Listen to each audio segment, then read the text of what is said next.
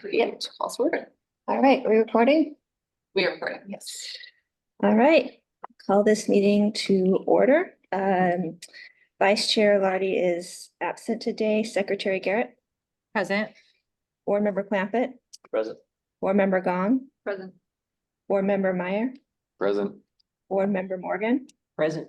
Board Member Williams. I'm notifying the board today that I'll be attending the meeting remotely due to a cause related to contagious illness.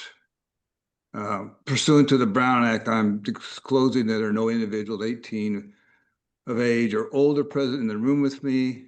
If this changes, I'll update this disclosure. Thank you. Hope you feel better soon. That time of year, you know. Everyone get your flu shot. All right. Item 2, which is our land acknowledgement. The advisory board, Need to vote, don't we aren't yet to adoption. we? No, for his. Oh, yes, that's for correct. Remote attendance. All right. So I'll make a motion. Accept. Yeah. All right, second, I'll second it. all in favor? Stan can attend. Opposed? You're approved, Stan. All right. Then on to land acknowledgement. The Resiliency Advisory Board acknowledges that we are on the traditional territory of the Kumeyaw, Wisenyo, Kupenyo, and Kahua. Today, the Kumeyaw people continue to maintain their political sovereignty and cultural traditions as vital members of the Sianiu community. We are honored to share this space with them, and we thank them for their stewardship. So item 3 is adoption of the agenda order. I would like to suggest that we change that so that our speakers can go first. So first 9B and then 9A after item 7. Motion to approve? I make a motion to approve that. Second? Second. All in favor? Opposed? All right. Do we have item 4? Do we have any announcements from staff? We do, we have 2 announcements. One is that the city's draft inclusive public engagement guide is now available for public review. The guide provides city staff with resources for implementing inclusive public outreach and engagement so that more perspectives can be included in the city's projects and decisions. The city hopes that the guide can also be helpful for the public who can use it to better understand ways to get involved with the city. It is open for public feedback until October 19th. I can share a link with the meeting minutes for how to provide public feedback, but did want to flag for all of the board members that there is a section on working with boards and commissions. So if you are interested in providing public feedback and reviewing that, to take a look at that section. Wonderful. And then the second announcement is that last week on the 9th, City Council adopted the Coastal Resilience Master Plan and certified the EIR and then created the CIP for 4 prioritized locations that ended up being the Tourmaline site, the 2 Ocean Beach sites, and the Sunset Cliff site. So with that adoption, we move into phase 2 of work, which is still funded by our State Coastal Conservancy grant. It includes additional environmental analysis, technical studies, some initial engineering, continued community and stakeholder engagement, and then tribal coordination. Any questions on any of those? The creation of the CIP doesn't mean that it has money. It's just that it could be funded, right? Or is that true? It will reallocate some of the grant funds that are used towards that initial engineering and the technical studies for those sites specifically. It doesn't really mean anything except it's shifting from city planning department to engineering and capital projects department to do the work. Gotcha.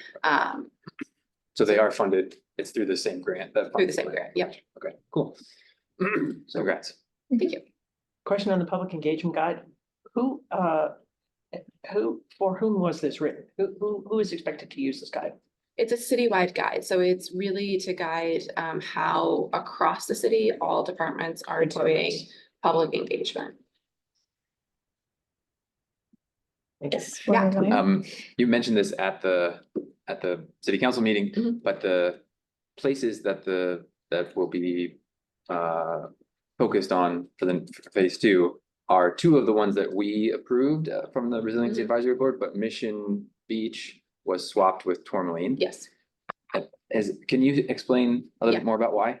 Yeah, so as we had some additional conversations with lifeguards, they had some concerns about emergency operations, particularly during higher tide events and with the placement of the dunes on the beach, if that would preclude some of their patrols. And so for Mission Beach, it's one that we're looking to do some additional monitoring, additional data collection of that site first to make sure that we're not having any negative impacts on emergency response.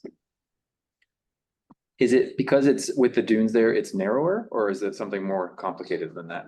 Essentially, the dunes are taking up space along the beach. Right, okay. Thanks. More questions?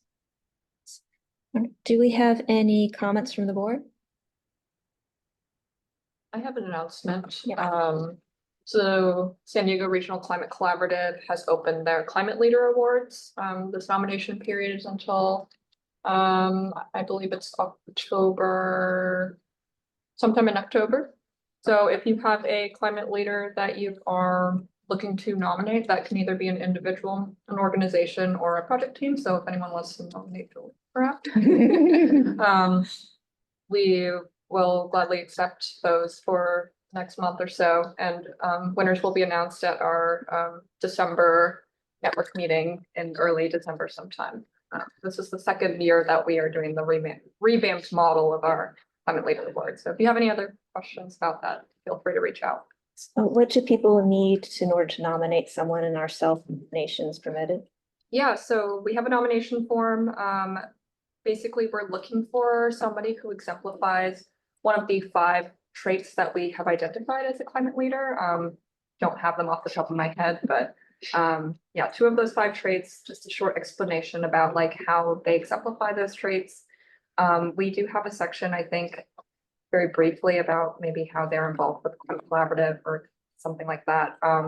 But it's a very short nomination form. So if you're looking to self-nominate or nominate somebody else, yeah, it's pretty straightforward. They're due the 24th. I just saw it in Thank my you. email. October 24th. Any other comments or announcements? Yes. Some announcements.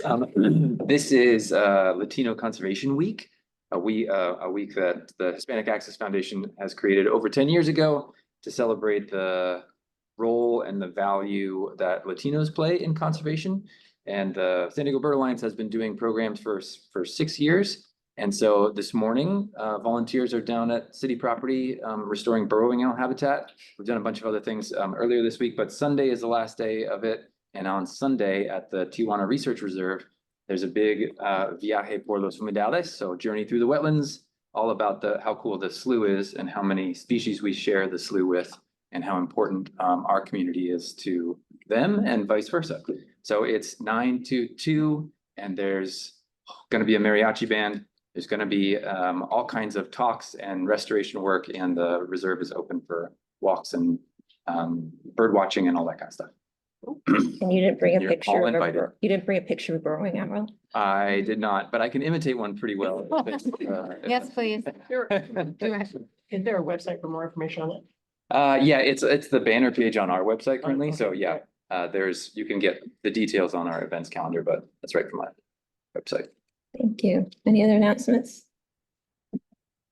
Great.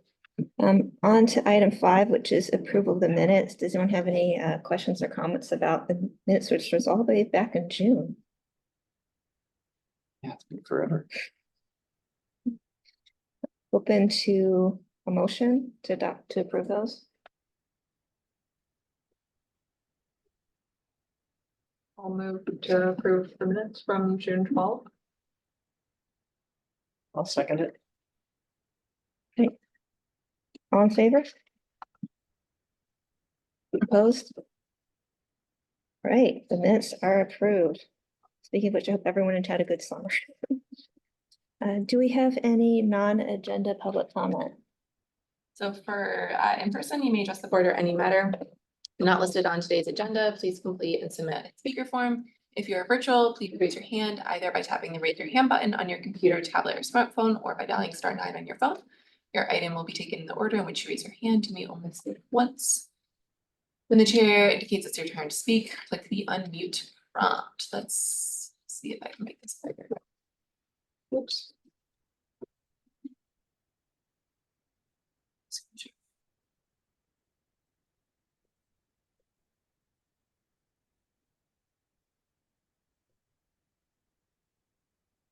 I do not see any hands raised,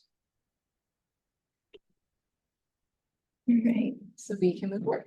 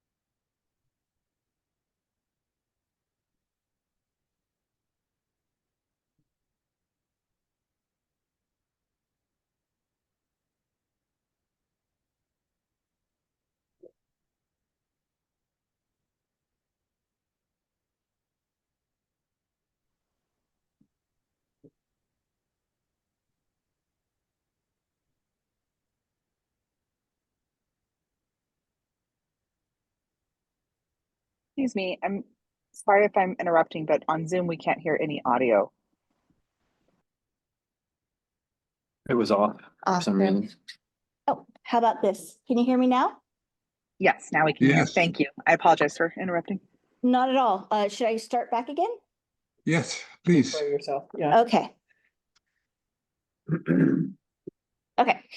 My name is Carrie Chenard. I'm the City of San Diego's Fire Rescue Department's CERT Program Manager. I've been the program manager for 17 and a half years, and it is absolutely my pleasure to be here. Thank you for the invitation. All right. So today we're going to talk about CERT San Diego's mission, the CERT program's origins, CERT San Diego's history, as well as our training types and the roles we played during the 2024 rainstorms. So CERT's mission, CERT San Diego's specific mission is do the most good for the most people. We do that by training citizens in disaster preparedness and giving them information to be prepared themselves and their families. And then once they're prepared, they can go into the community and make a difference by volunteering with the government. Okay, CERT's now let me clarify, CERT San Diego is a chapter of CERT.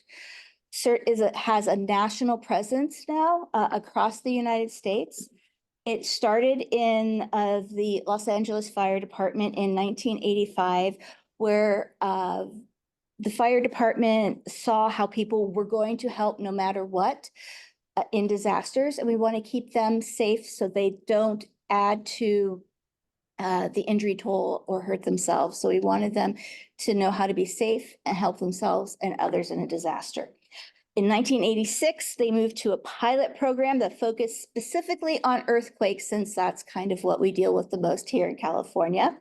However, in 1994, FEMA got hold of it and said, you know what, let's make this all hazards training so it can be useful to people like in Minnesota and Texas and Florida and Ohio, no matter what. So they adopted a more all hazards project and made the training available nationwide. Right. CERT San Diego came onto the scene in 2004.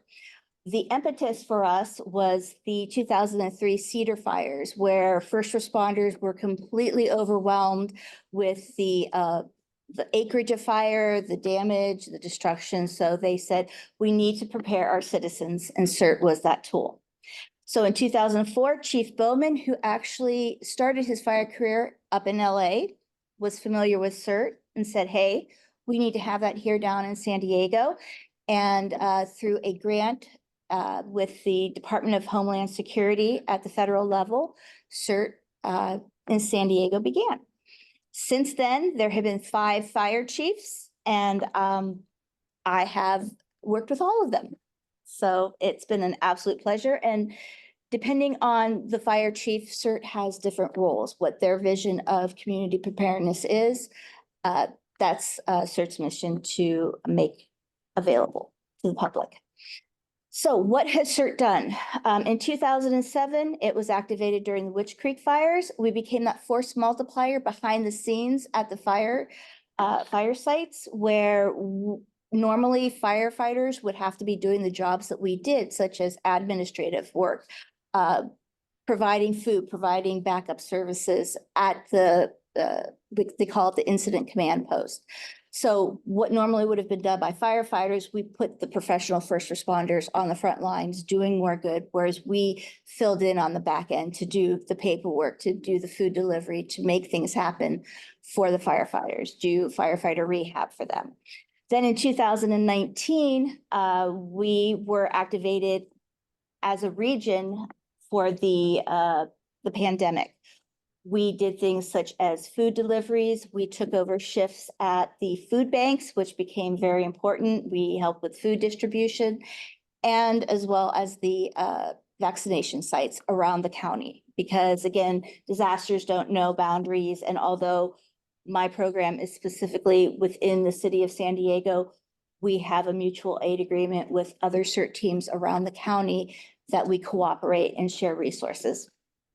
After that, we were also a support mechanism for the Red Cross in 2020 at their temporary evacuation points in East County because the CERT team there was being impacted. So what we did is we stepped in as a program to support that community. Then in 2002, we also supported temporary evacuation points for the border fire. And the most recent recovery that we did was, I should say activation, was during the 2024 flood response, where CERT volunteers, although a very small number, we came together and provided setup, manning, and distribution of donations at each of the, I want to say 3 locations around the city that were held at, that were sponsored by the city. So, okay. Oops, I went a little too fast. I apologize. Okay, so these are some of the pictures of what CERT does. We don't do it alone. We are community members who have taken the time to become trained in disaster preparedness. And then we go out into the community and we work together to support wherever is needed. As you can see, we did food distributions, we did information tables for the floods, we've done vaccination sites, food distribution, door-to-door of information to communities who needed to get it quickly. Oops, my bad. Okay, so how do we bring together CERT San Diego, and what role does it play with resiliency and why I'm speaking to you today. So what I'll be talking about in a second is how we deliver our training, what we train people on, and how that information will build community resilience. First of all, let's do a quick little Merriam-Webster. I am originally an English major, so my little English heart could not pass up the opportunity to do a good old definition. So the resilience is the capability of a strained body to recover its size and shape after deformation caused by compressive stress. However, I believe what resiliency the definition we're working with is the ability to recover from or adjust easily to misfortune or change. I think we can all agree that San Diego has a lot of adjusting to do at multiple times. And, but I think we come out as a much better community afterwards. So what does CERT train? We do 3 specific types of training. Our core mission is to deliver academies to people who want to be trained to become activated volunteers. Everybody you saw in the pictures that had green vests, those were trained volunteers who went through an academy and continued with post-academy training in order to be activated during disasters. So it's a classroom training. A minimum 4 days, can be up to 5 or 6 days. And we train on a whole list of topics, and we'll go over those in a second. Second type of training we do is specifically for those academy graduates. We do continuing educations, drills, and refreshers for existing CERT members. So we train people in the academy. Why do we continue training them? What's the importance of that? Well, coming together and training as a team is super important, because when rubber meets the road and the disaster is happening, you want to be able to know the person you're working with has the same level of skills. You've already worked with them in another capacity. So it makes that team coming together a lot more quickly and much more effective. Also, the skills that you learn in the academy are perishable. So what the post-academy training does is give people that opportunity to refresh what a head-to-toe assessment is. When I do a search pattern, what information am I looking for? What are the 9 steps on a site size up? I'll quiz you on that. I'm teasing. And last but absolutely not least, and this has actually been taking up a lot of my time, and I'm very excited about it, are the workshops. These are 1 and 2 hour presentations that I take out to the community. Anybody can benefit from this. They're absolutely free. They're delivered at libraries. They can be delivered at rec centers. They can be delivered in community rooms at retirement homes, or at any place where people gather.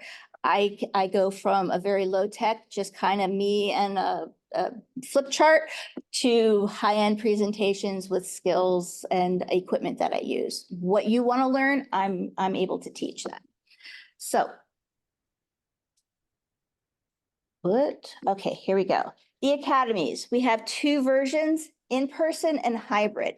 Hybrid is a little bit longer of a time commitment, because although some of it is self-paced, you still need to complete assignments on time. And although we've moved since the pandemic towards a more hybrid learning model in many instances, you kind of have to show up to help for a disaster. So it's still, you still want to be able to work in a dynamic group in person. So while we do allow some of it to be taught online, we do focus more on the in-person training. The topics we talk about are disaster preparedness, and that's for the volunteers, because if a volunteer isn't ready to walk out their home to help out with the community and their family isn't prepared, they're not going to be able to focus on the job that they need to do. So we deal with disaster medical operations, disaster psychology, because what the skills we have may not be the skills that we need when we show up at a disaster. So we talk about that. We also do light search and rescue and terrorism and CERT. And finally, at the end of our academies, we have a live action drill with actual living volunteer patients that have moulage on them, and we give the graduates a chance to test the skills that they just learned. All right, so continuing educations, these are more meant to fit into schedules because many of our volunteers work, go to school, have lives, and we absolutely honor that. So we deliver them at where they're at, local rec centers, library branches, or at the fire department training facility. We do a minimum of 2 hours because you have to drive 30 minutes to get to the training location. You're gonna want to invest a little bit of your time. So we use professional first responders, subject matter experts to deliver this training to make it meaningful and valuable to the volunteers. All right, so these are just some fun photos of what we get to do.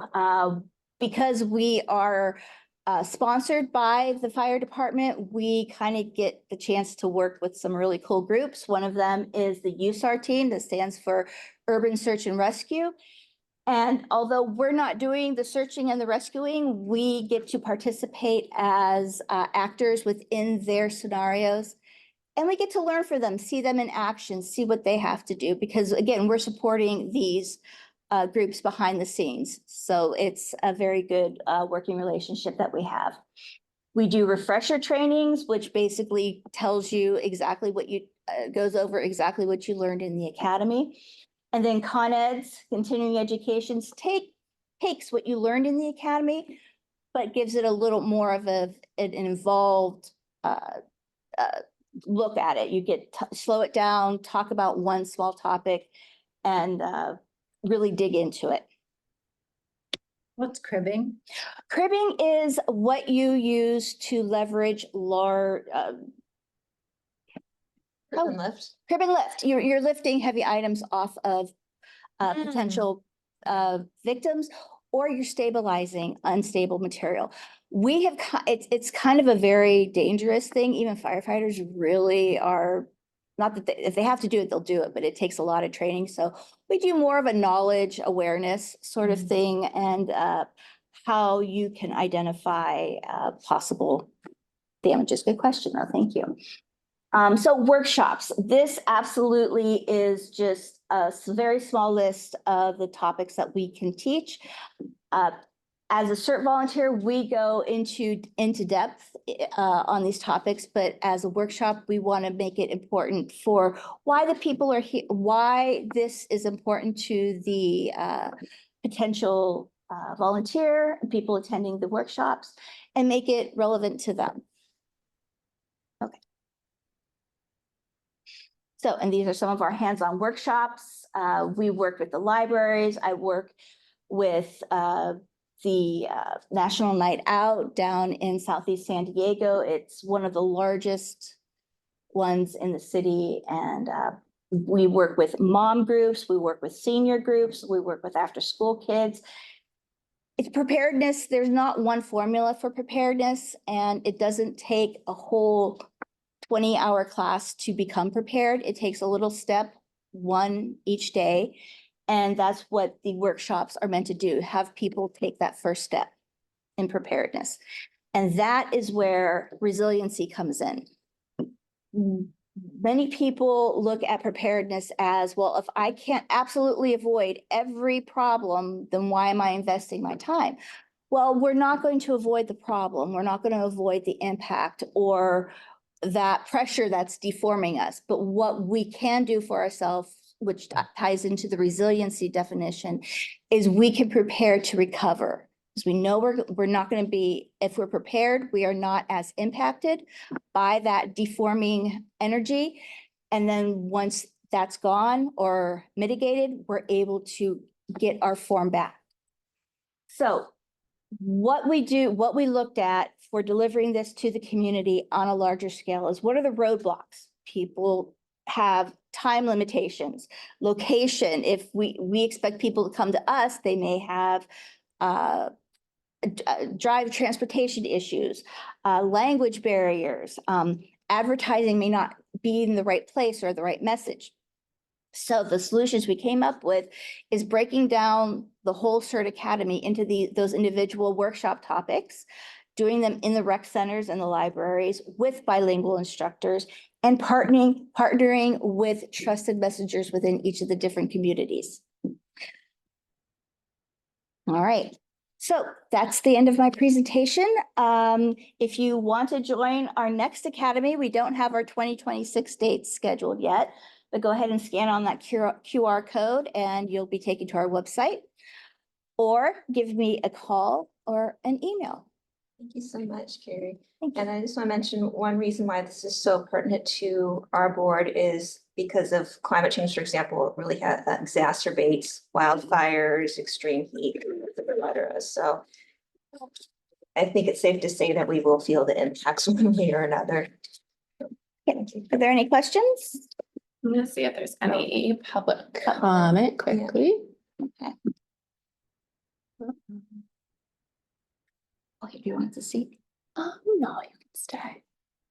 I do not see any hands raised, so we can go to board members. Board Member Brown? Okay. Yeah, I was just curious, you mentioned flooding and wildfire.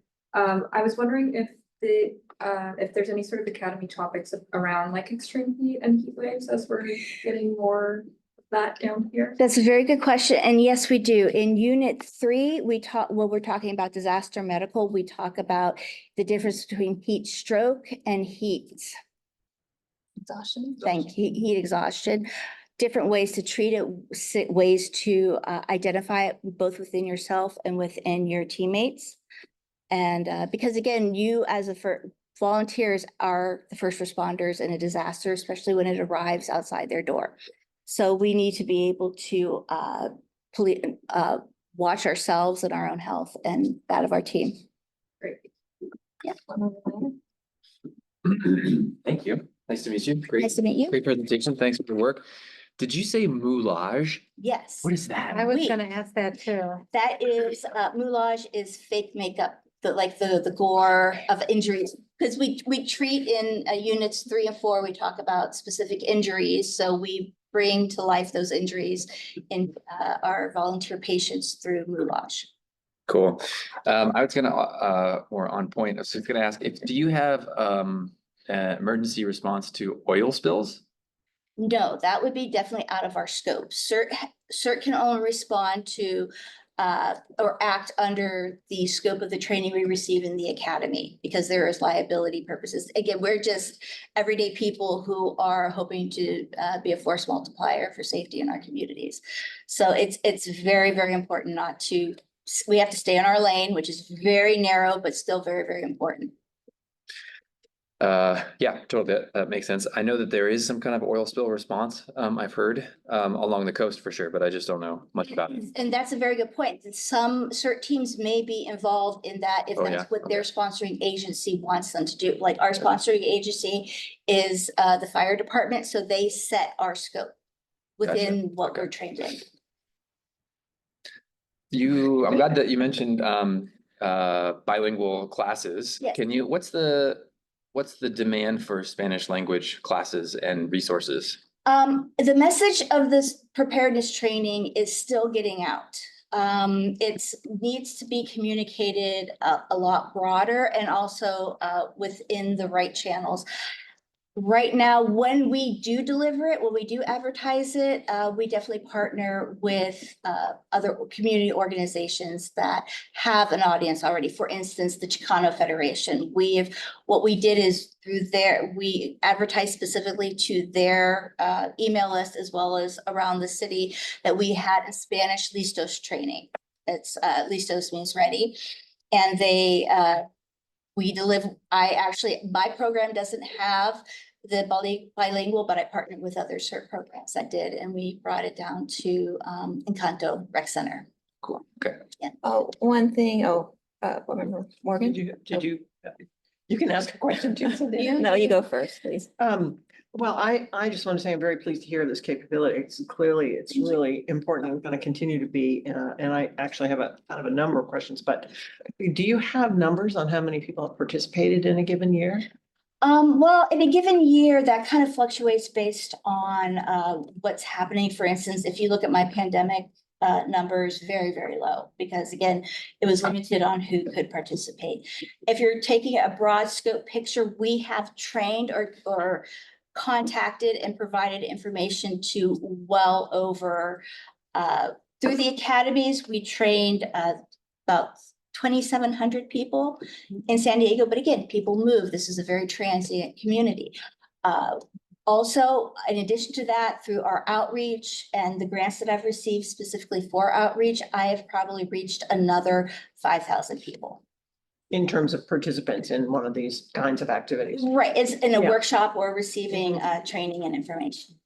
So one of the things I'm kind of curious about is I'm a little bit fuzzy on whether your work is more reactive. People come to you with a request for a workshop, or proactive. You go out and you say, here's a need, here's a community that we understand is vulnerable, and we will make something available to them. How would you describe? That's a good question, both.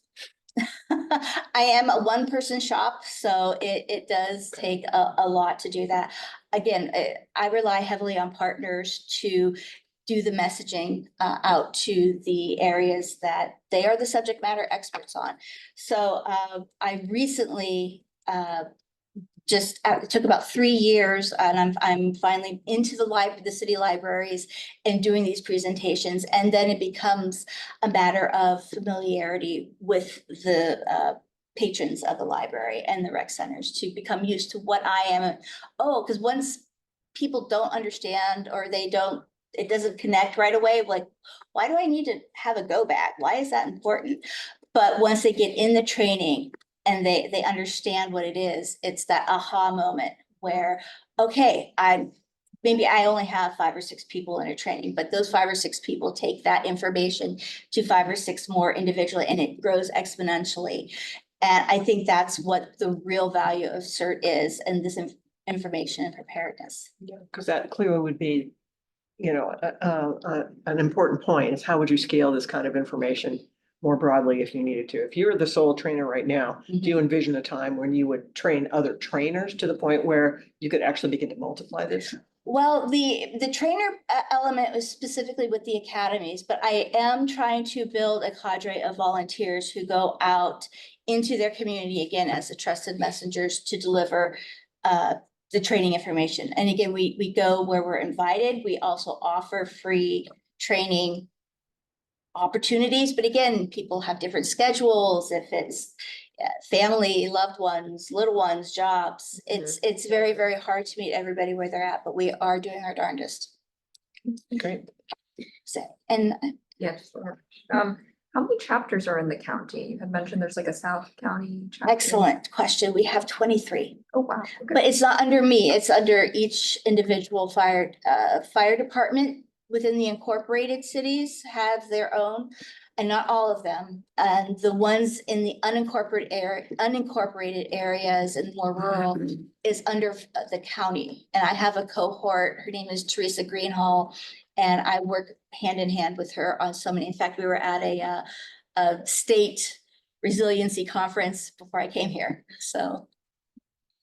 And one good point you brought up was liability. So do you arm volunteers with information, what they can and cannot do? Absolutely, that is within, and to be a volunteer is to be an active put on a green vest, come out, fire department says, hey, we need you, you come. Now, a citizen coming to a training is not a CERT volunteer. They are simply now more informed. So again, they can go out and act as their own individual to do good and prepare themselves. Do you, in your trainings, do you talk about climate change directly at all? We do not, but we do talk about the impact of it. It's a nationalized curriculum that is maintained. Right now, it's usually through FEMA, but it's evolving. It's a moving target at this point. But I was a contributor to the hybrid online course, so it's really not one person. It's a group of us who have been with CERT in Texas and California and Florida that come together and update the curriculum. Any other questions? Well, just thank you so much because the work you do is really important. I appreciate this opportunity. Thank you so much. And I learned everything from Cynthia about resiliency. And so it gets me thinking about it. And Those cards. yes, absolutely. These are little disaster ready cards that I'll leave as well as my business cards. You can have them, take them with you and have your preparedness information if you ever need help. Thank you. Thank you. Thank you, everyone. Right, so we move on to item 9A, which is presentation on biodiverse San Diego. Prepared. Well, I get your slides up. Do you guys want to introduce yourselves? We have the whole biodiverse FT team here. Very exciting. I'll start, Dan Monroe, senior planner under City Planning Department. I've been working overseeing the MSCP and CHCP, the multiple species conservation program and for a full habitat conservation program.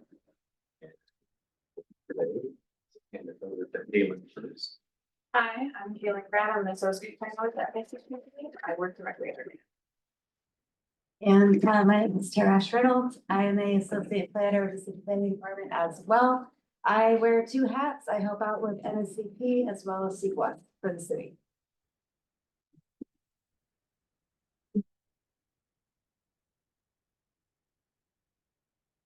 Smaller again, and then if you guys want to come take my seat, you can.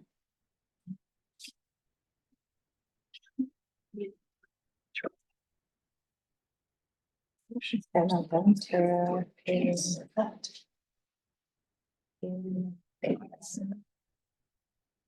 Yeah.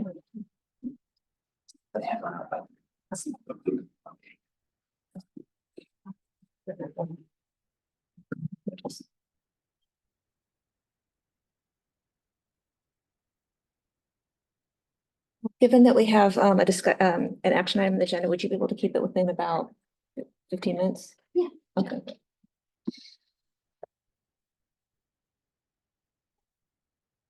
Oh, good afternoon, board members. We are really excited to talk to you about biodiversity. Oh. Just so. So this is our general planning organization. We have 4 main divisions within the city planning department. And our team, the Conservation and Climate Resiliency Planning, is nested within the Environmental Policy and Public Spaces section. So we refer to the conservation arm of our section as Biodiverse SD. San Diego is a biodiversity hotspot and is the most biologically diverse county in the continental United States. As such, our main objectives are to preserve a network of habitat and open space, protecting species and ecosystems that improve our quality of life. We achieve this through implementation of habitat plans.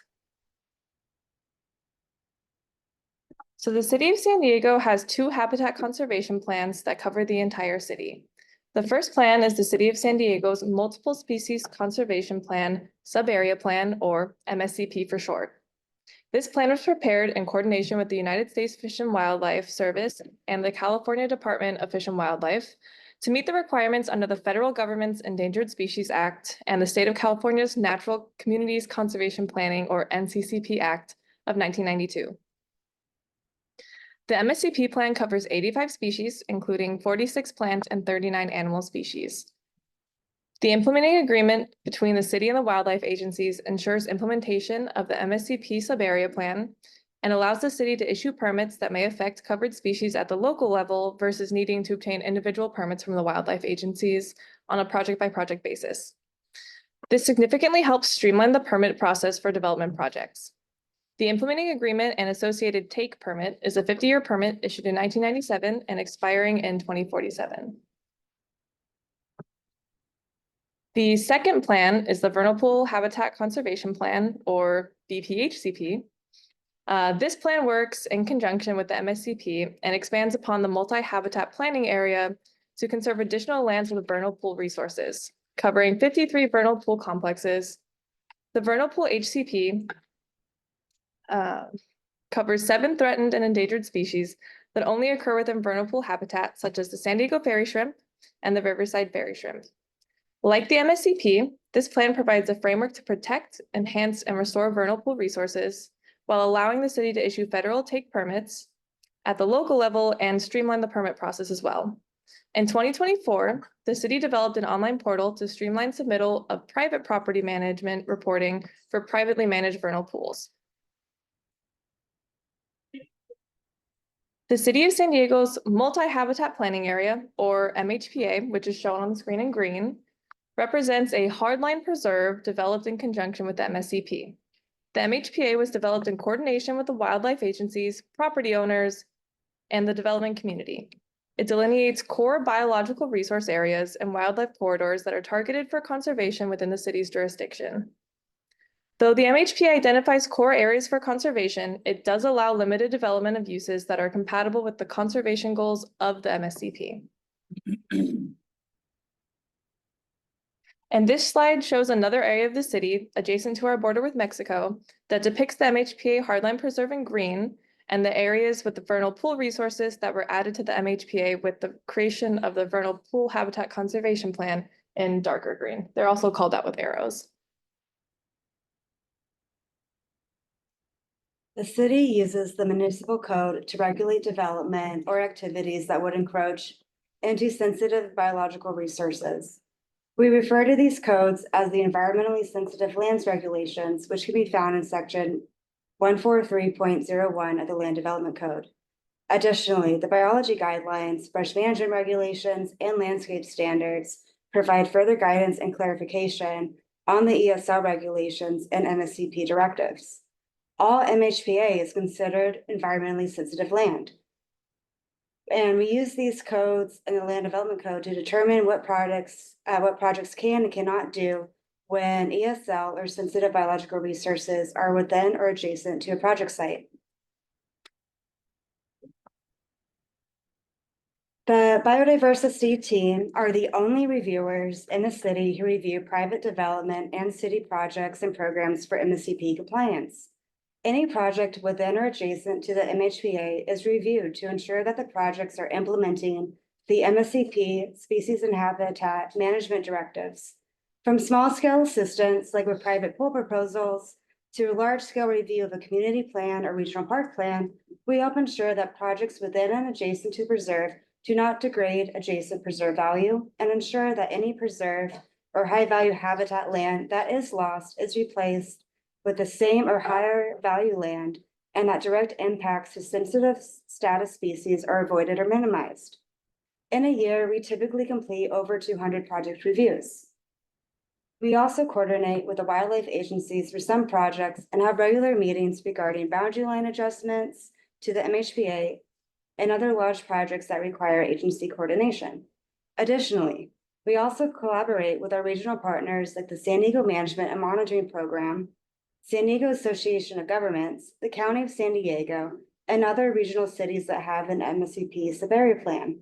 The MSCP team is also participates in several joint groups, such as the Regional Habitat Conservation Task Force and the California-Baja California Border Resiliency Plan Interagency Task Force. San Diego has many community members and community groups who are passionate about conserving San Diego's natural communities and protecting species that call San Diego home. Where volunteer recreational community activities are proposed within the MHPA, MSCP staff, in coordination with Parks and Recreation staff, help ensure that the proposed activity would not damage the preserve.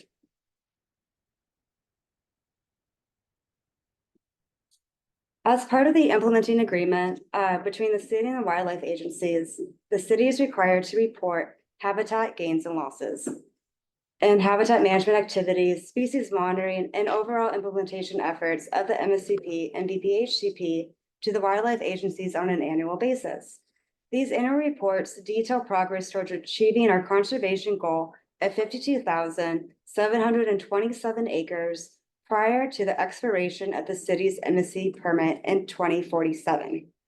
All of the reports are published on our biodiverse SD website for anyone to access.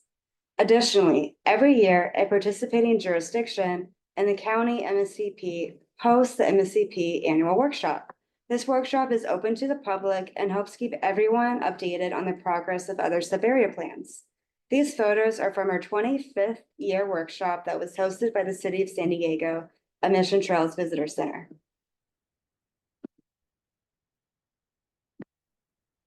The city continuously works with property owners and outside agencies to acquire and accept land donations to meet our habitat conservation goals, as required under the MSCP.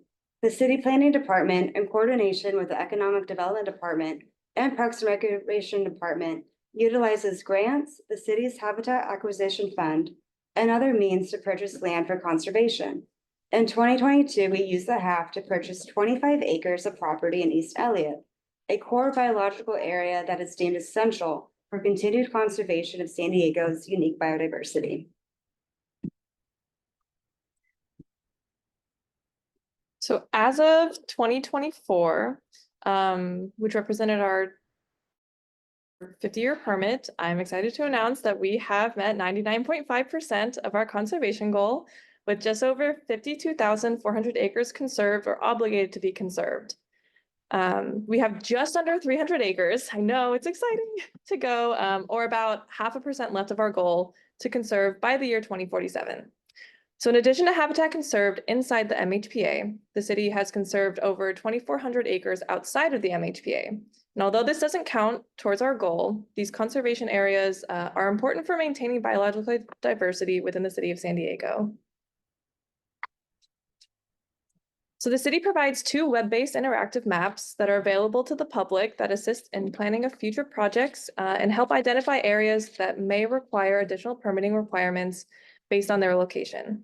This is a screenshot of our MHPA web-based map that depicts the MHPA preserve shown in green, as well as the conservation status and regional vegetation mapping. We have a similar mapping tool available to view vernal pool resources and associated vernal pool preserve lands on the VPHCP interactive map. Both the MHPA and the VPHCP interactive mapping tools are updated by city staff on a continual basis to reflect changes in the boundary due to project approvals or additional conservation of lands due to acquisition, dedication, or donations of lands. Our team works closely with 3 city departments to manage these areas. Our Parks and Recreation Department, Public Utilities Department, and Economic Development Department. The Parks and Recreation Department actively manages over 40,000 acres of public open space in the city. Open space can include both land within and outside our preserve.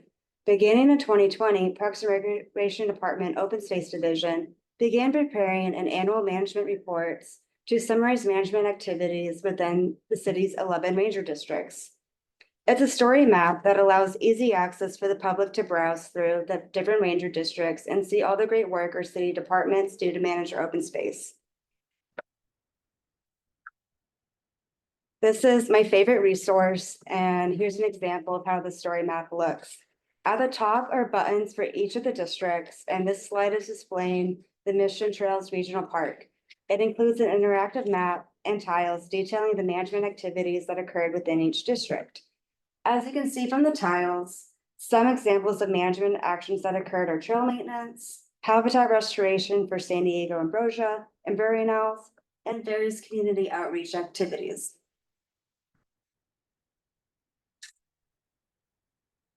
Other public education resources for the Biodiverse SD program include the Multiple Species Conservation Program Covered Species Story Map.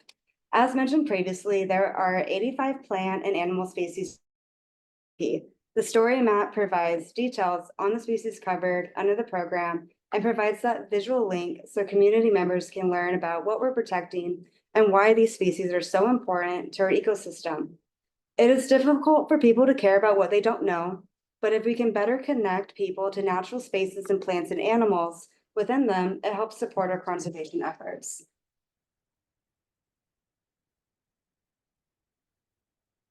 And in 2024, the city released a new webpage for brush management guidance and graphics for private property owners.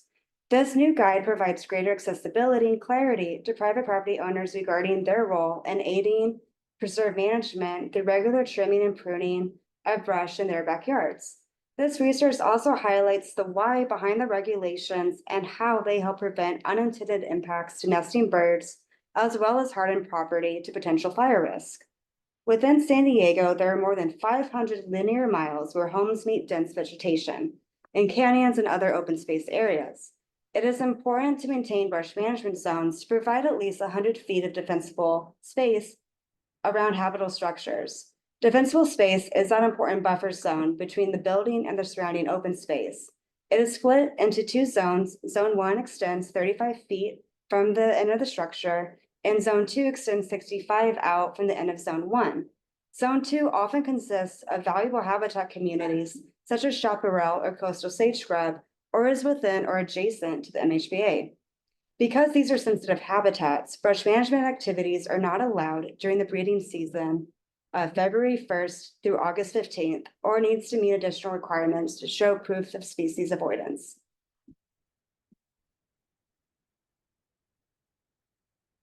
And thank you for the opportunity to present on the city's biodiversity efforts. And we have all of the links to the information we touched today, all of our beautiful maps to scroll through at your leisure. Thank you very much. Before we turn to questions from the board, do we have any public comments? See, and Stan, I'm just gonna ask you to turn your camera back on too for Brown Act. Yes, and Ms. Faison? Yes, thank you. Yeah, if you can send the link to the story map, I'm also on the brush management. Well, we've got to continue to link the fact that fire risk is so much more manageable from a resilience standpoint to the structure itself than whatever happens on open space lands. And so I think that's a really important, it's not in there. And I think that link is important for people to realize it's not all about brush reduction on open space lands. It's their zone 1 and but more importantly, their property. And I know you've taken that on as one of the work areas this year, and I think that's really good. But just on that, I would suggest that. And then the other one that I'd like to offer is that there's a lot of habitat that's available in trees and maybe other vegetation in parks, on street trees, in private land. So as you talk about biodiversity in San Diego, I think and Andrew Meyer can probably help with this. It's really important to say that there's other places that we have habitat. Thank you very much. If anyone else from the public? I do not see any other hands raised. We can move over to board member comments. Before we move on to that, I have one clarifying question. You would mention for the MHPA, limited development of uses compatible to that. Could you give any examples of what those would be? Public utilities. So one of them, we actually have a list of them in the MSCP sub-area plan. I believe it's section 1.4.1. Passive Division, recreation. Yeah, passive recreation. Yeah, small trails, but passive recreation only. And Questions from the board? How does all the work you do align with the state's 30 by 30 goal? Is that captured in 30 by 30 or is it separate? And you want to take this one? Yeah, I can make it too. It's a separate effort, however, utilizing like our conservation goals to meet the overall state goals.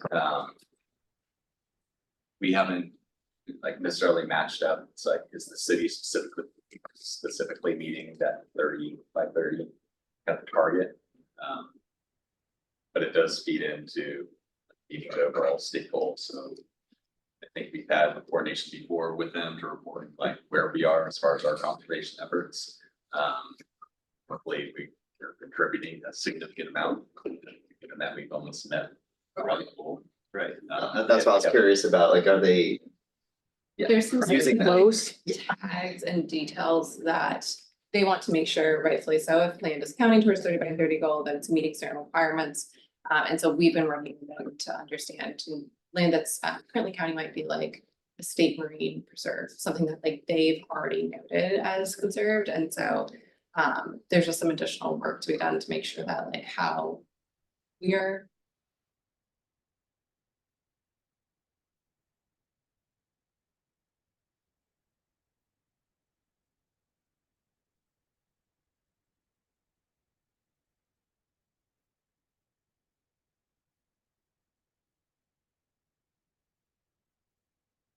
Audio's gone again. I have a bunch of questions. Are we trying to end at 2? Can I put in email all of the ones that don't make it today?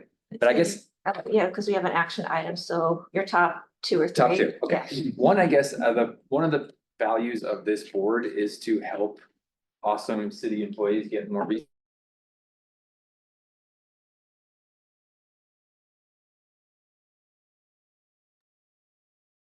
The audio's gone again.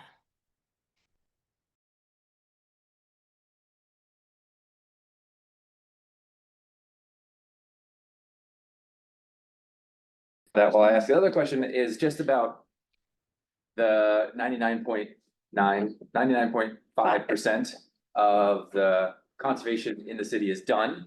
That's great. I guess my question is, I would love to hear from you a little bit more about how you manage that land. I don't think, you didn't say this, and I don't think that you think this, that conservation is done in terms of acquisition. We know a lot more now than we did 25 years ago about climate change, you know, front and center, but also what it takes to keep thriving species and populations whole. But that's like a big MSCP question about what do you do with acquired land and how do you prioritize acquired land? But for the area that is in the MHPA currently, that the city does count, you know, has acquired, the management of it certainly is something that I hope it gets ratcheted up over time, even though it's codified in some ways in the MSCP. So can you talk about how you are thinking about managing, improving the management, making it more stringent, the places around MHPA land? So like, are there building setbacks, are there lighting requirements, are there window treatments that would improve the value of the MHPA because it would better protect the places around it? What are you thinking about for trails, access to these spaces and access to MHPA being, how that relates to the value of the property itself for other species, for non-humans? So that's a question about just kind of the management side of things and what you're focusing on for improving the management of it. And then the first question is about resources. I'll maybe jump in on the resources one and just underscore the importance of this team and this program, not only for the habitat conservation and the value that that provides, but also if you are coming from a development standpoint, part of the benefit of this program is that it is providing more certainty and a more streamlined path forward for your development. So it has benefits on both ends, whether you are more concerned about development and housing and making sure that that is feasible within the city and able to move forward, or whether you are more concerned about conserving our habitat, open space areas, and access to nature for communities.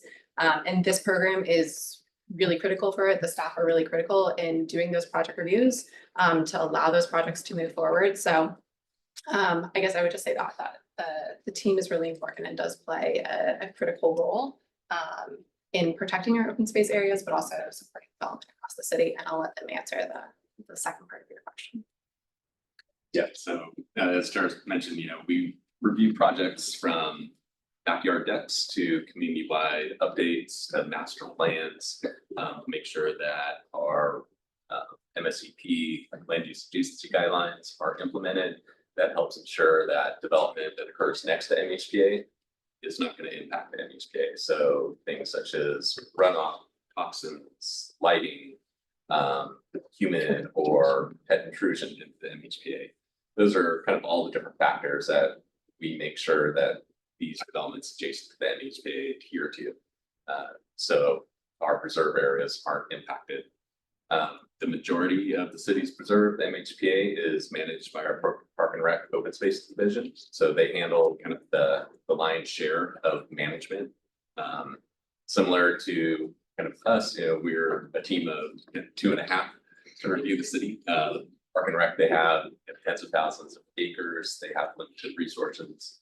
And so I think in a perfect world, yes, Park and Rec Open Space Division, they would be able to have more resources to help manage. And as we near our goal, Riley identified, we're not going to stop. We're not going to be like, hey, we're done. We did it. You know, we're going to continue trying to acquire additional lands.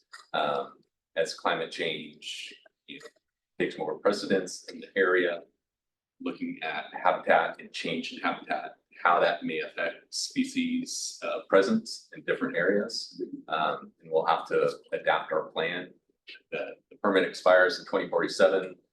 That seems like somewhat of a long ways away. However, we all know these plans take years and years to develop, so we need to start preparing prior to that and getting some of that information of how habitat may be shifting within the county and how we can prepare for the next 50 years of management. We also have our partners, Public Utilities Department. They own a lot of lands around the city's reservoirs, so they're responsible for the management of those lands. Private development, when they conserve lands for mitigation for impacts their projects may have, they hire third-party representatives to help manage that. So it's a coordinated effort between city, private landowners, and volunteers to manage our MHPA lands. If I could highlight a few volunteer groups, the volunteer groups that help Parks and Rec who go out, they're mentioned on the story map that we shared. So there's a lot of active volunteering groups who go out and help Parks and Rec with invasive removal, habitat restoration, trail maintenance, and these community partners are critical. And if I could also just jump in on the building side, you had asked about like step backs from MHPA and bird strikes. We rely on community plans. There are some community plans that have great policies about step backs along canyons and open space, or have specific policies regarding bird strikes with fencing materials or glass materials. But these are just policies and they are not citywide, but that's just food for thought. Any more questions? So if anyone has more questions, we could send those to you and then we can make sure those answers are incorporated into the minutes as well. That's a lot of information here. Yeah. Thank you. Thank you very much. Thank you all. Thank you all. Appreciate the time. And please check out the story maps. Yeah. So do that. Great. They're really fun. Great. So we will move back through for time through item 8A on the draft 2025 annual report. Before we do this roadmap, how we're going to do this, since we have our ad hoc task force of Jamie, Stan, and myself. So Jamie will first talk about the purpose of the report and explain the methodology. Stan, who put on a lot of work compiling everyone's ideas, will talk about the recommendations. And Stan, if there are any technological issues that you need some backup, just let us know. And then I will go through summary of next steps. Before transition to board discussion, I'll bring up some questions to think about as we talk about that. So Jamie? Sure. So, yeah, Dan and Cynthia and I got together and we were just thinking about, we had all decided that we want to put together kind of an annual report that summarizes what we've done and why we did it, like what was our aim, and kind of incorporating our work plan into that.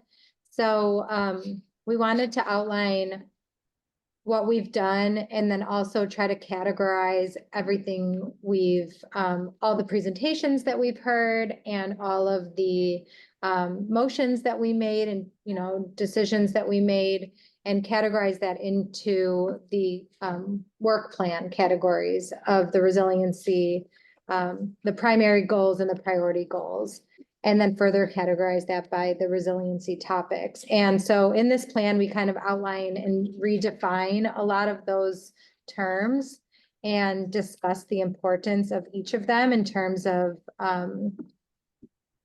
why our group exists and what we set out to do and why that plan is crucial in helping us to carry that out. So this plan just kind of like summarizes who we are, what we do, and why we do it, and all of our accomplishments from the year. On page 7, you could see like all of the actions that we've taken at each month and which priority or primary goal it most related to. Yeah, so I think that's pretty much an overview and then, yes, Dan? Sure. Can anybody hear me? Yeah. Yes. Volume all right? Oh, good. Well, as part of this ad hoc committee that we put together, we also work closely with staff to take board member recommendations and get them into final language for this report. So I think it would be okay if I took a minute just to walk through kind of how what we got from board members and then how they got refined into the final version. You can all see that yourself, but just to make sure that everybody understands how their input was worked with. The other thing I'd like to comment is as we went through this process, we realized that there were a lot of city actions that were related to things we were recommending. So we added that information into the report, even though we didn't do that. It took place right alongside the board's activities as we were making recommendations. So that's been clarified and added to the doc, and staff has refined that as well. So board member Morgan had some initial recommendation about undertaking a campaign of aggressive outreach and public education to all households with only one egress exit route in communities that were added to the state high fire threat district maps in 2025. And as you can see from the final recommendations, the report is pretty consistent with that recommendation. And it really follows that recommendation that board member Morgan made. She also made a recommendation on the topic of energy resilience. There's a little bit of a tweak different here, is that the initial recommendation was make it a work plan goal for 2026.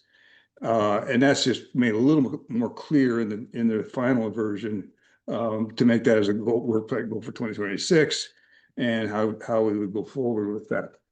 Again, I think it's very close to what the purpose of the recommendation was. Board member Lardy had a recommendation for the city to prioritize completion communication of the fire hazard mapping. And that final version of that is consistent, I think, with his recommendation to complete the overlays of the fire hazard severity zones, evacuation route constraints, etc.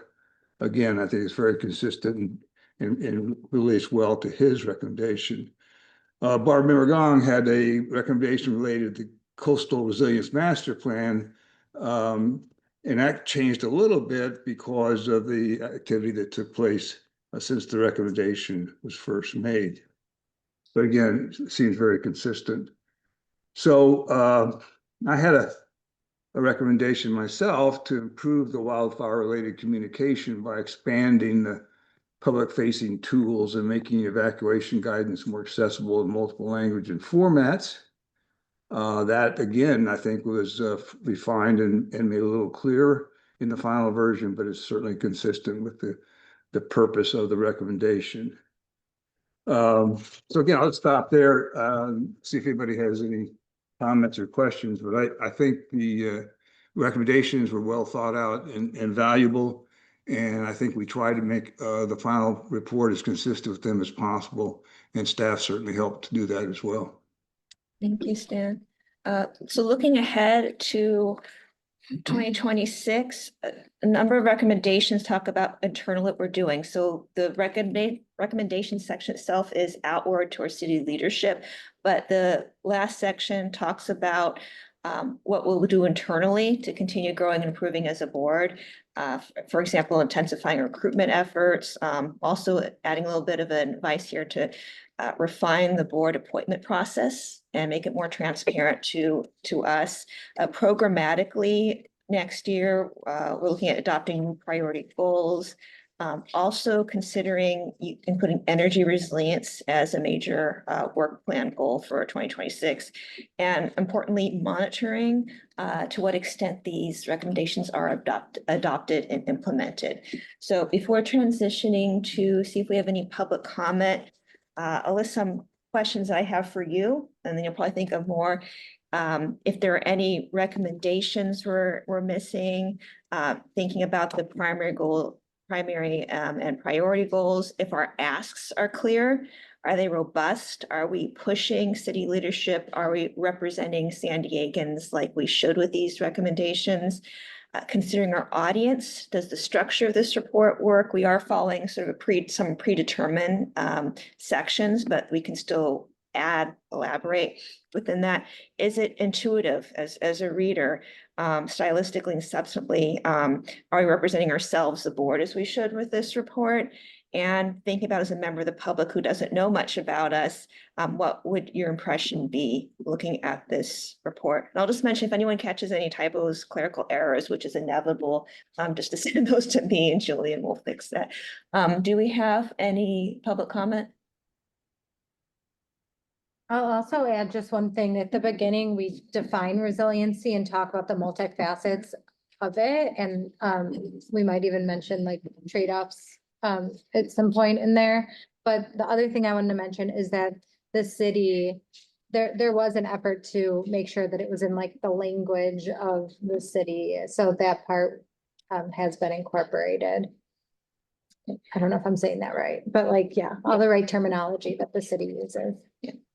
And as far as being robust, we absolutely can ask city council to consider adopting hard requirements of the city itself. So not to be afraid of doing that, because that is part of why we're here, to represent this San Diegans as their voice speaking to city leadership. So do we have any public comment? I do not see any hand raised. All right, open it up for board questions and discussion. Yes. I have a quick question. Can you give just a overview of the timeline for this? So we're talking about it today. One question is, are we supposed to be including today's meeting in the final version of this? And we skipped a July meeting, so it's one less than a normal year, I guess, just curious. And then are we gonna talk about this again at the next meeting, and we wanna get it to the Environment Committee in October, right?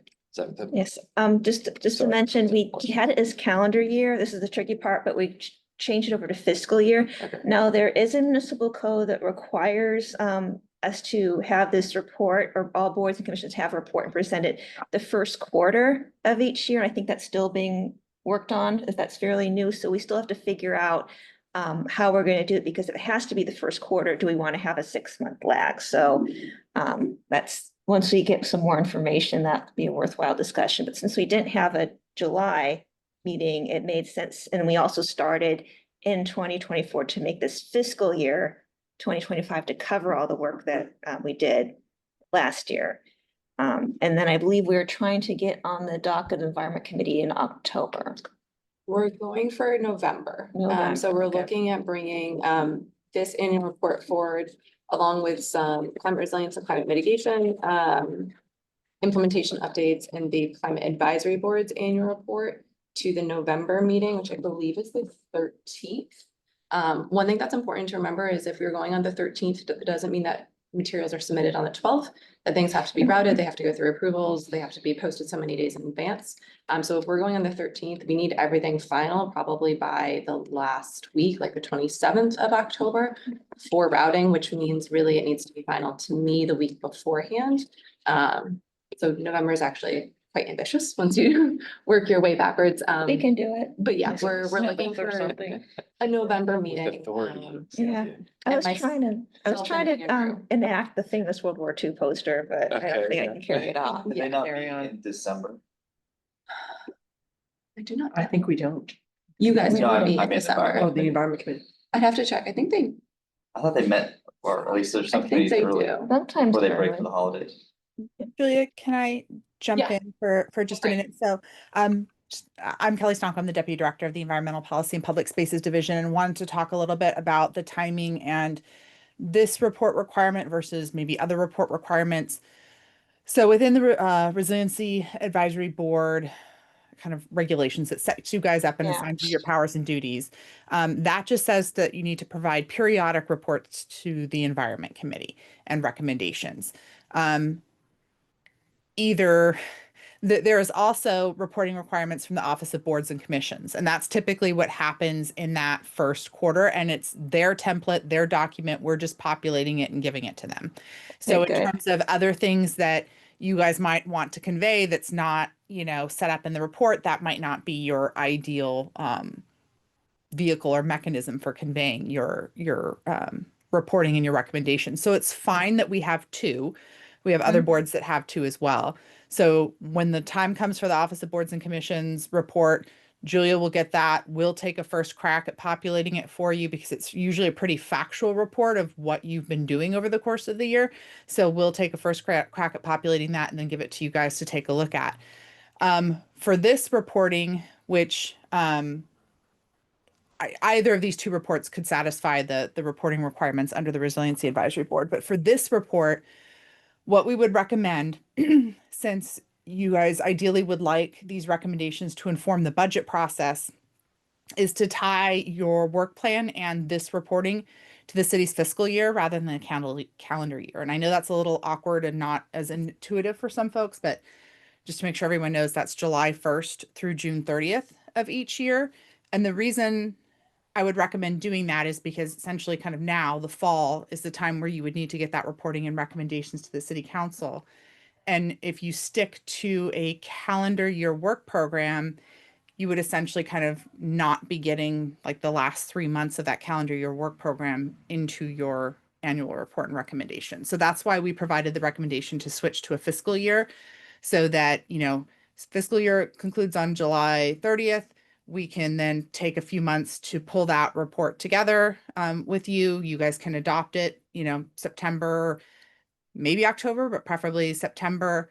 And then we can get that docketed to Environment Committee so that it can inform the budget process. I think that's very helpful and also help us inform our work plan moving forward, how we structure that. And then, as Julia mentioned, we are looking at November this year for the reporting. What we think is probably the most effective in terms of communicating just overall climate issues and conservation issues to the Environment Committee is actually kind of bundling this reporting with a number of other environmental reporting requirements. So what we're looking at doing as the City Planning Department is packaging together the your advisory board's annual report with reporting on implementation of climate resilient SD, implementation of the CAP, any annual reporting from the Climate Advisory Board, and then also annual reporting from our biodiverse SD team that you just heard from. So it'll be like an environment day at this committee, all things city planning environment, and this will be a component of it, and the board will have an opportunity to address the committee as well. So we're looking at November this year. We may look at next year bumping that up to October if we can kind of get all of our ducks in a row and work through the timing with you and the Climate Advisory Board and all of those other elements. Make a note to self, keep the PowerPoint very, very short at that meeting.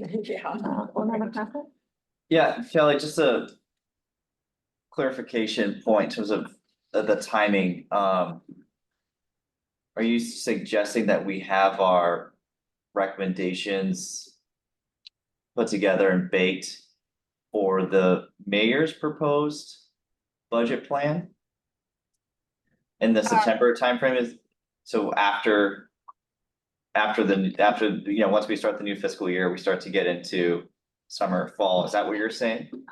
Yeah, so once we have the start of the fiscal year, basically budget season starts right back up again. Right. You start thinking about, you know, council priorities and mayoral priorities for budgeting. So kind of the earlier in that process, kind of in the early fall, that we can have your recommendations that could influence the work program or budget priorities, the better, so that we are informing that early in the process rather than later in the process. Yeah, and I totally agree with that. I'm just trying to think of what's also a good way to re-up our recommendations to the council for when they're having their budget deliberations in May. Mhm. What's a good way that we can make sure that's fresh on people's minds? I mean, the chair, speaking on behalf of the board or whomever the chair delegates could always go to the budget committee meetings, and speak and kind of highlight the recommendations that were made in the annual report, back in, October, November previously. And it would be appropriate for the chair, whoever that is next year, to set up meetings with the different council member offices, staff. I would suggest just speaking at the budget committee meetings as opposed to reaching out to the individual council offices. Both, not as an either or. I would maybe offhand, I don't know, I would maybe check in. Let's get you an answer to that. I have to find out if there's any like Brown Act or ethics or any other issues with that. I haven't had a board member ask that before in terms of individual meetings with council members. So let me look into that and get back to you. Okay. That's pretty common. Yeah, should. Yeah, it'll be the chair next Be year. the chair. Yeah. We couldn't go, but like, we're not limited to 5. I think it is a good point, though, whether the chair goes to meet with council members or somebody goes to a lot of the meetings that happen in February, March, April, May of next year, that the Resiliency Advisory Board's recommendations from November the year before are going to be far, far away from their thinking when they're talking about budgeting. That's why I'm bringing that up. Yep. Or, when they're talking about cutting things from the budget. I agree. I know Kelly for sure is right that at this point, they're talking about priorities and putting things in and thinking about what they want to fund next year, but the nitty-gritty of it definitely happens a lot in the spring. Right, so it should be both, is what I'm saying. Yeah. We should be engaged now from a city department standpoint, but then also we need to have a plan in place for how do we want to elevate this to the council when they're having their budget committee hearings, because it is a very, there's a lot of time between. I would suggest that you consider being on the ad hoc task force to develop the annual work plan. And I'm only half. Am I talking too much? No, it's just. It's an excellent point, but if you if you don't have it written down the calendar, it's Yeah. gonna be done. I do this for a living, so. Any follow-ups on that? No, it's just, that, yeah, I was trying to understand Kelly's thought process in terms of timing, which are well noted, definitely agree, but then just flagging what we should be thinking about going into spring and June. Yeah. Yeah, and to bake that into our planning for the next year as well.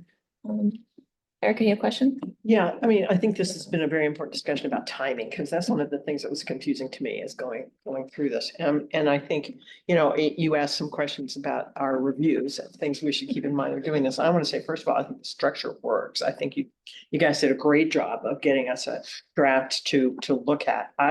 In terms of looking at it as, an outsider, potentially a member of the public, someone who hasn't been part of the process, there's some terminology that confuses me. And in particular, it's the difference between primary goal and priority goal. And I'm like, couldn't we just have one goal, one primary goal, and then have priorities? Priority 1, priority 2, and we can keep that going. My sort of, for what it's worth, training in planning of this sort is that a goal is something you may or may not ever reach. It's an overarching goal as opposed to an objective or a priority that you absolutely intend to address. And so I just think that would make it a little bit cleaner if we didn't have too many kinds of goals. The other kind of larger question or observation that I made going through this had to do with the inclusion of the obviously very important city work that's been done. And calling it out there is very helpful and appropriate. It leads me to a question of whose action are we reporting here?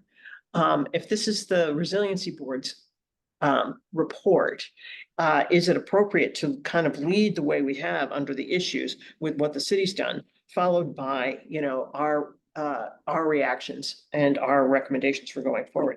It almost is like, well, we're kind of following on and just, you know, following what the city's already done as opposed to driving it. And that gets to the question you had asked earlier, Cynthia, about who's driving who here.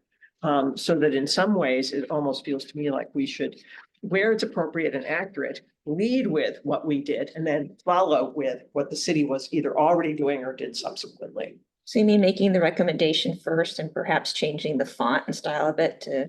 I don't care about font and style so much as sequence. I just Okay. think that it reads a little bit better if this is a report about what the Resiliency Board is doing.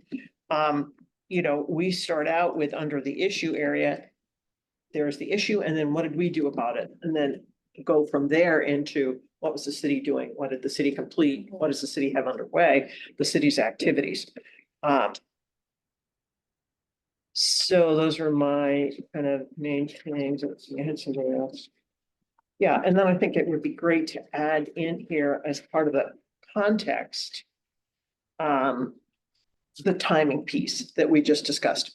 Why are we doing this report and why are we doing it in the timing that we're doing it? So if we're going to get this on the agenda for November, we're going to try and finish it in October and have it ready for the Environment Committee in November, if I understood that correctly, and then go into the subsequent steps in the spring to align with the budget priorities. I think all that makes excellent sense. And I think it would be a helpful piece of understanding the context around this report. Mhm. I think maybe one thing that would be good with what you're saying is to add like a visual timeline of Yeah. things the city has done and meetings and draft reports that have come out and approvals of the coastal resiliency plan, like things that have just happened in that year.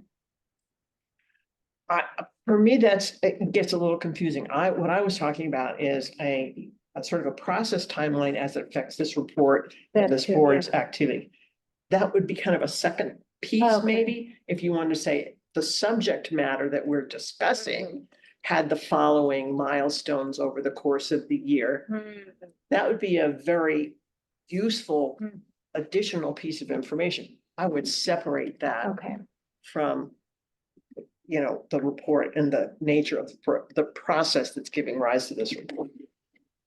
I think Hope I would that makes just, sense. yeah, I think on the same page as you, but just to clarify, I think I would stay away from having it be a report that's reflecting like, here's everything the city did with wildfire mapping, A, because that becomes like a Right, huge work yeah. effort on your behalf, and B, that's not really what you're supposed to be reporting. You're supposed to be reporting what you've done or your recommendations. So Yeah. like, if we were to take the coastal resilience master plan, I think you could, where it's multiple columns now, or you have multiple sections and like city action taken and recommendations, you could just have a line of like, the city was like bringing the coastal resilience master plan forward. The Resiliency Advisory Board heard it as an item, they made this recommendation, and now here's their request to council for what else they would like to see on their initiative. So you're providing a little bit of context of like, why are you requesting what you're requesting or recommending what you're recommending, but you don't need to go super into depth on kind of like everything that happened as part of that process. Yeah, I do. Related question on that before the next one. Would it be helpful to include the context, you know, what the Resiliency Advisory Board has done on each issue? For example, we heard X, Y, and Z, and then this happened, and then would it be also helpful to include a little bit of context, what the city has done, very high level? What are your thoughts? I would say only as we Yeah. engage it here in Okay. these meetings. You know, we can't take credit for all the work that you guys are doing. And I think that's kind of the worry No, that I I think you have said here. it right. It's just as relevant to the context Yeah. and maybe it's just an extra column on that chart. You're right. So like for fire hazard mapping, you Yeah. could say like this, like, you know, state legislation says the city should do X, Y, and Z. The city is doing this, and the board would like to see updates on the progress or something like that.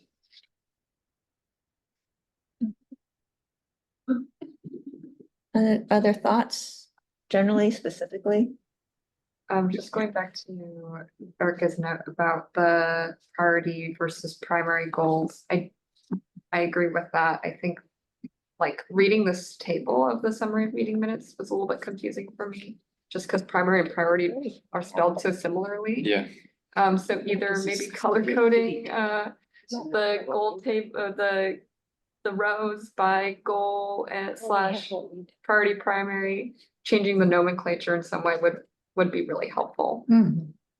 I maybe note that too for your work program for next year. I wouldn't change the nomenclature fully right now because it ties back to your work program. But for your work program next year, that maybe there's a different nomenclature that's used. I agree, reading it, kind of drove it home. Yeah, If I were, yeah. say, an elected who's thinking about 10,000 different things all at once, and I saw primary and priority, I would not be able to really understand or bifurcate between. On the color coding note, let me share my screen here. Maybe something you could do. So many screens.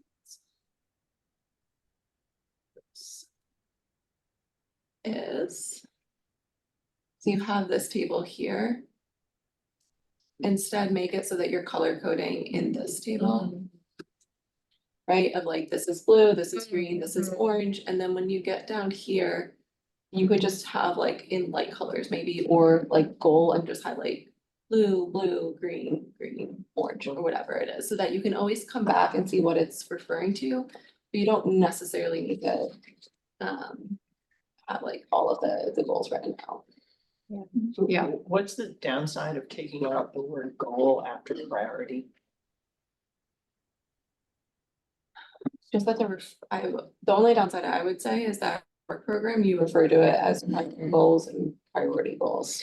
So it's consistent with how you have it written in the work program. We could possibly add the annual work plan as an appendix too, as a quick reference. I mean, the other place that arises in a way that to me is confusing is we're looking ahead to fiscal year 2026. We've got it in there also considering putting energy resilience as a major work plan goal. You know, it's like, No, you're right. That should say as a priority goal, if we're gonna use that nomenclature. to me, a goal is, really an outcome of research that you're working toward. And under energy resilience, we have not defined what a goal would be. It's more of a discussion area right at the moment. And that would be the point, it seems to me, of making it as a topic, a focus topic for 2026 would be to explore and decide what we wanted to do with it, not necessarily determine a priority, what the goal would be. Stan, did you have something to add on that? No, not that topic. No. Okay, I couldn't tell from. Yeah. I guess I'm wondering, just Erica, to your point, what is the difference between addressing energy resilience as a priority goal versus a discussion topic in the same way that we framed wildfire as a No, priority goal? I'm sorry if I was confusing. I don't mean that it wouldn't be a priority area. I think it should be a priority. It's the word goal that I'm having difficulty with because it seems in my mind to presuppose an outcome of a particular kind, and it seems premature to do that. Okay, So, for example, changing the language to the board will adopt new priorities. Okay. That's what I would say. Is Kelly gonna say something? Just that the board could consider saying instead that the board is considering including energy resilience in the 2026 work program. And then you can decide, how as you develop the program.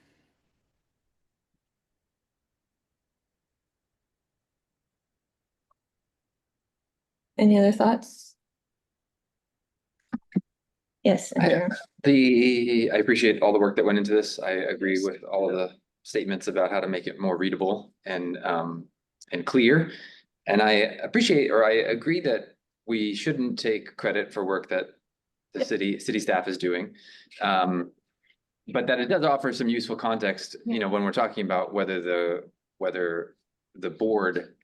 the board wanted has happened or not.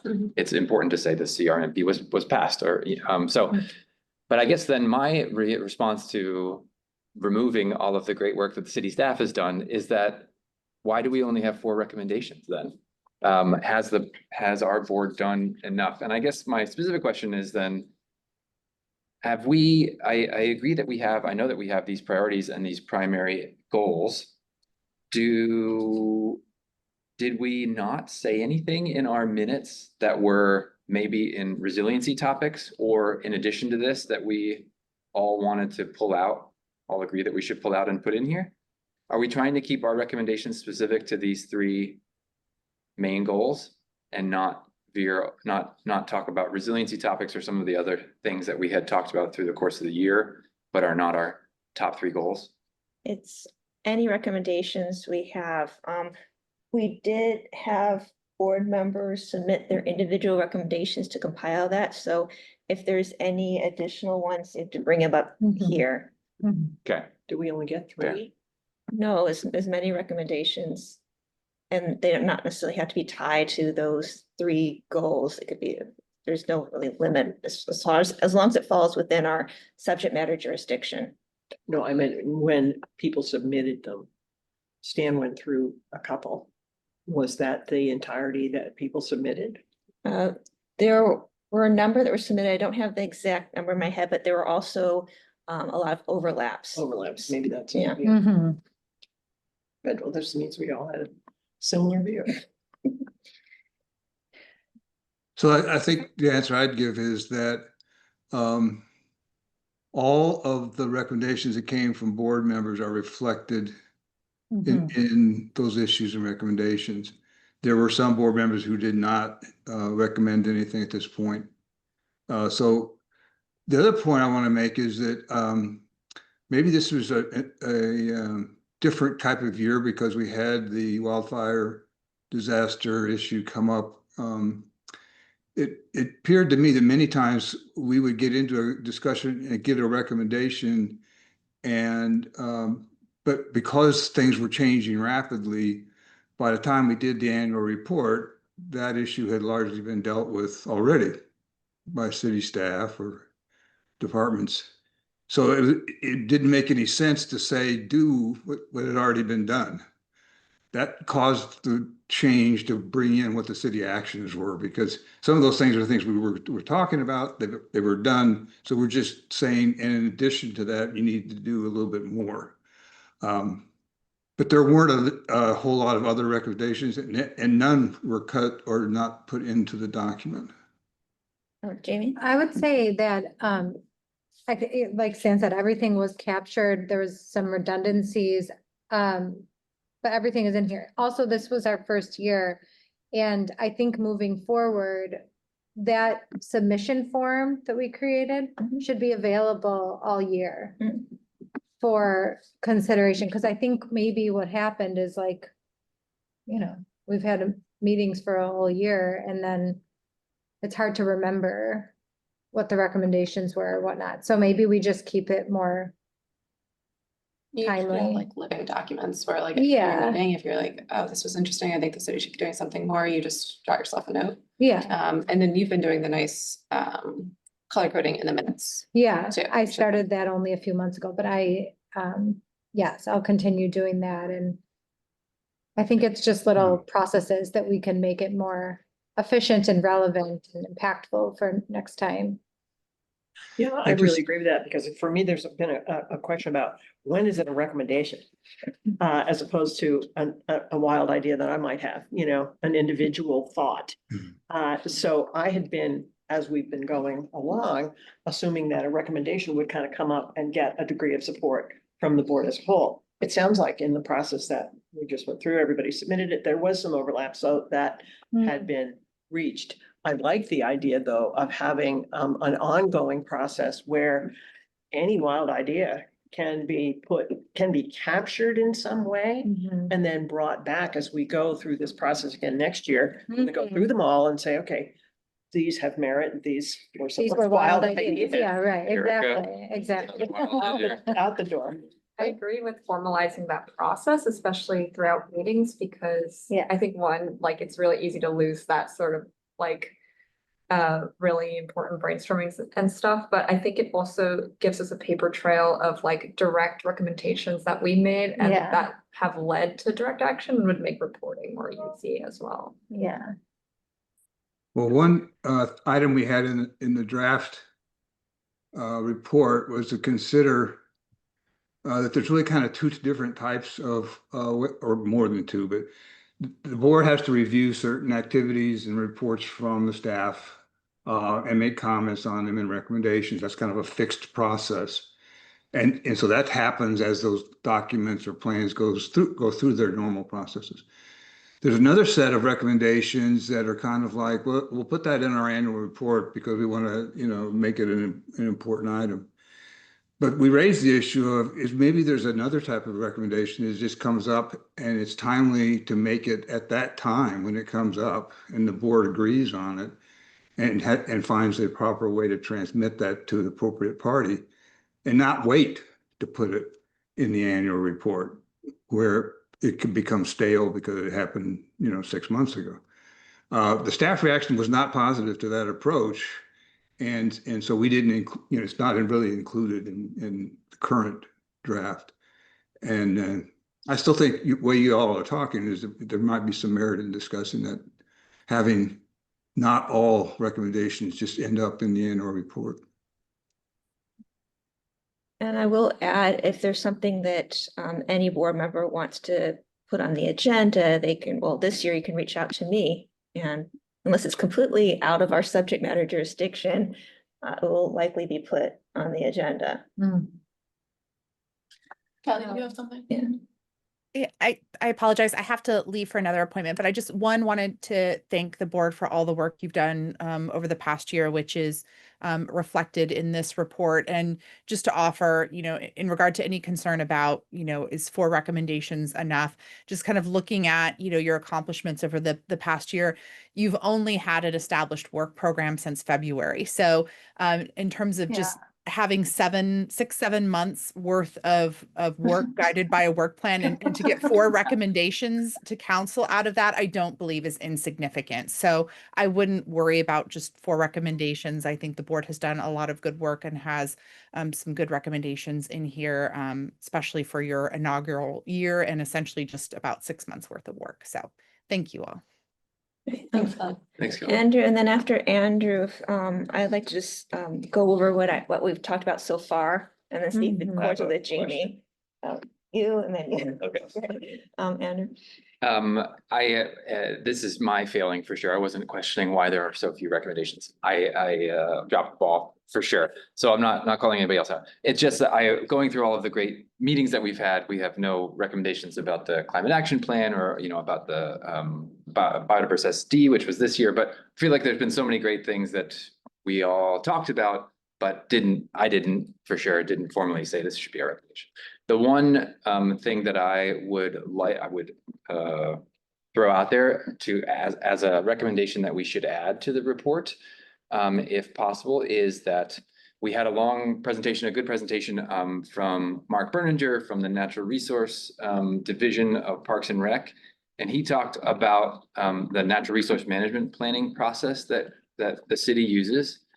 And I don't know. I think that somebody asked about staff levels at the Natural Resource Division and how long it takes to do a really good natural resource management plan without disparaging work. The city is very far behind in the natural resource management plans that they want to get done. I would like to, I don't know how to do this, but like to add a recommendation to our issued and recommendation file that says the Resiliency Advisory Board wants to support the natural resource management portion of the Parks and Rec Department to get the staff that they need to get up to date on the natural resource management plan that the city needs. Just from a process standpoint, I think what we could do, your slightly skipping the agenda, but your October meeting is October 16th. We are not changing it to the 30th because you will not meet quorum on the 30th. So if you're going to have a meeting, it is on the 16th. It does overlap with Environment Committee, which is not ideal, but it is what it is for October. I think if there are edits that need to be made to this, if we can vote on everything, so we are voting on adding this recommendation in, the edits can be made, we can finalize the report for you to vote and adopt the report at the October meeting, and then I will take that and use that for routing, and that still gives me enough time. And you had a question? Well, question, sort of a comment, just to your point, Andrew, about the lack of a recommendation about resilience. I had one that was more about resilience, but I don't see it. So I wasn't sure where that ended up. And I was a few days late on turning mine in, so maybe that just fell through the cracks. It was a integration of climate resilience planning with city infrastructure, project design, and asset maintenance. You get that integrate resiliency. That's right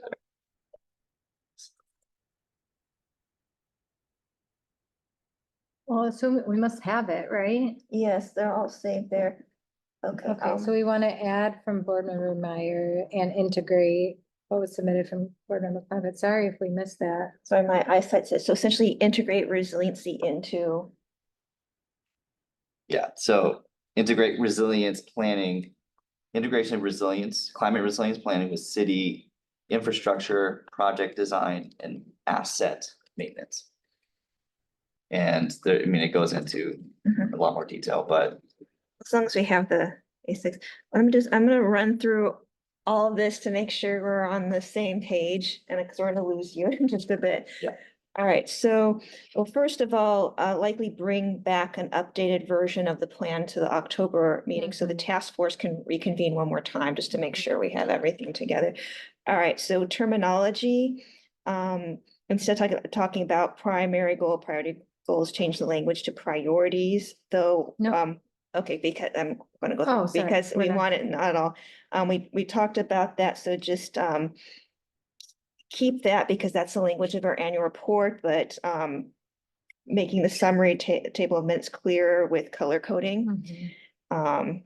I also had the note about the text box doing that as well. Inclusion of city work that's done, we discussed that, but leading with, changing the sequence. So what we did and then incorporating what the city activities were within the context of our actions. We talked about adding a couple of visual timelines. One, about the process that this will fall in terms of recommending this for budgetary priorities, both at both ends of the process, so to speak. And then also adding a visual timeline on subject matter milestones over the course of this year. Adding annual work plan as an appendix, adding two recommendations, one from Andrew on the natural resource management planning process and ensuring that staffing levels are sufficient. And Ian on integrating resiliency, climate resiliency planning with city infrastructure design and asset management. If you could provide more details as we updated it, and then making certain that the recommendation submission form is available all year as a living document and ongoing process. And I have a note on the last section, changing the language somewhat in terms of the board is considering including energy and resiliency in next year's work plan. And so, do I have everything or am I missing?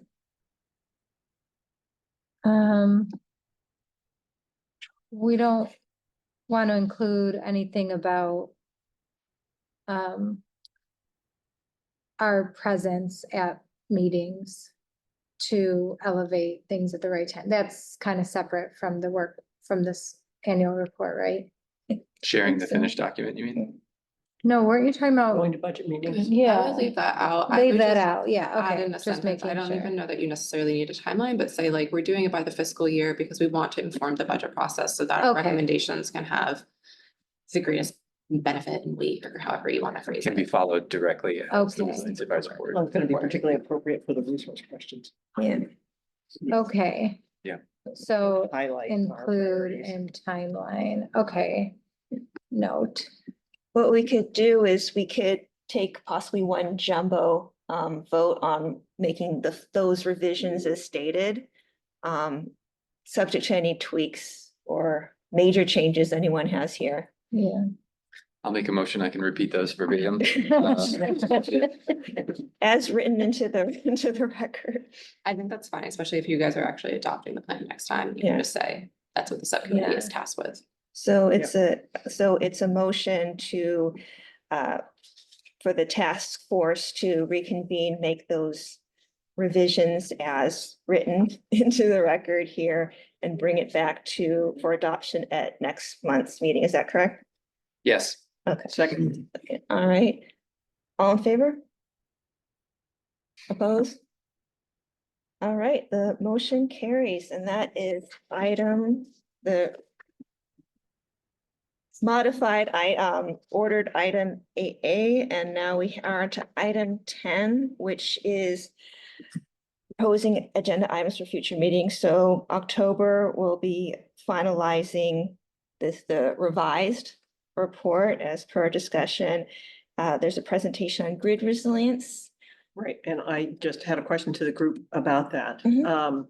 I have the plan is to have a call with the speaker tomorrow morning and just confirm what we particularly want to focus on.